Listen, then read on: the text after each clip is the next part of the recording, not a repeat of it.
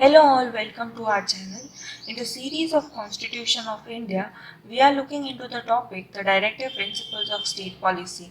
In the previous session, we looked upon the meaning of directive principles of state policy, and in this session, we are going to look up into features of directive principles of state policy. So let's get started. In a nutshell, the directive principle consists of following guidelines for the state. The first one is the state should strive to promote the welfare of people. Next, maintain social order through social, economic, political justice.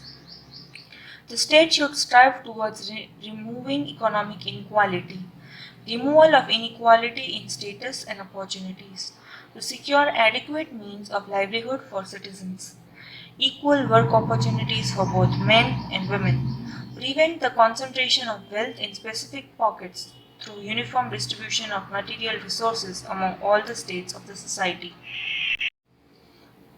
prevention of child abuse and exploitation of workers, protection of children against moral and material abandonment,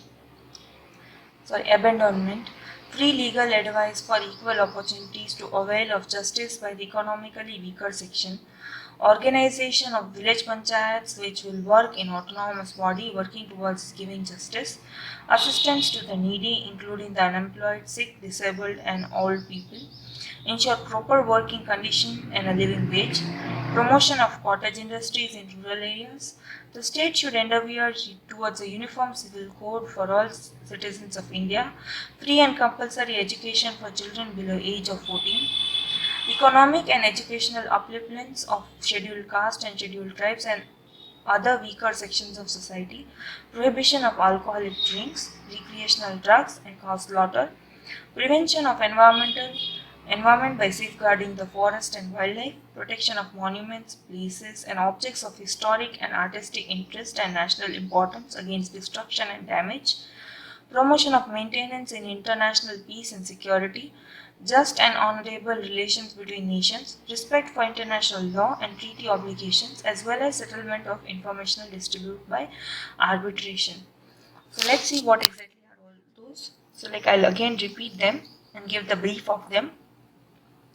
So the state should strive to promote welfare of people, maintain social order through social, economic and political justice. The state should strive towards removing sorry, economic inequality,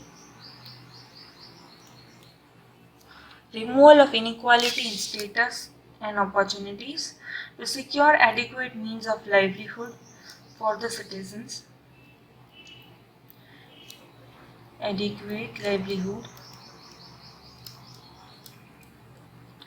equal work opportunities,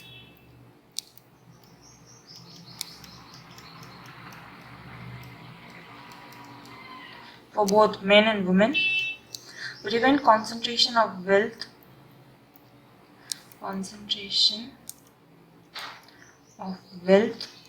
in specific pockets through uniform distribution of material resources among all the strata of the society, prevention of child abuse and exploitation of workers,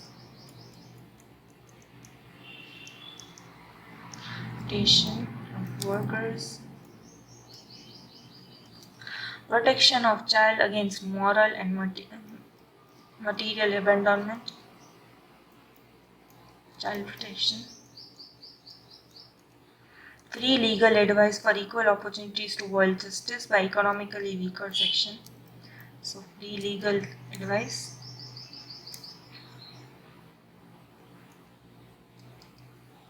for weaker sections.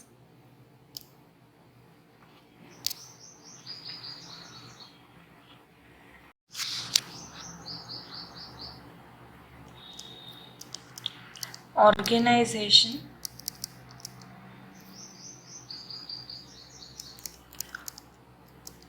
of village panchayats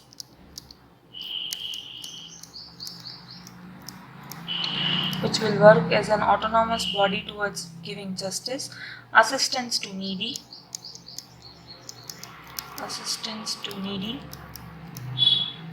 that is including unemployed, sick, disabled and all old people, ensure proper working condition and a living wage, promotion of cottage industries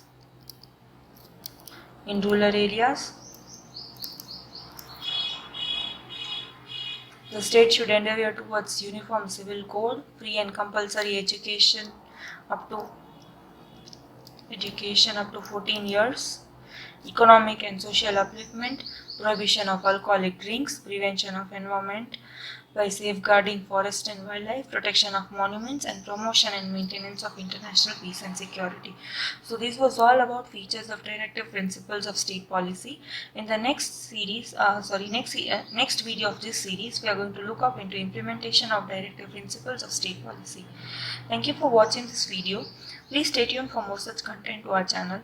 Also do like, share and subscribe our channel. Press the bell button to get the latest video updates. Thank you.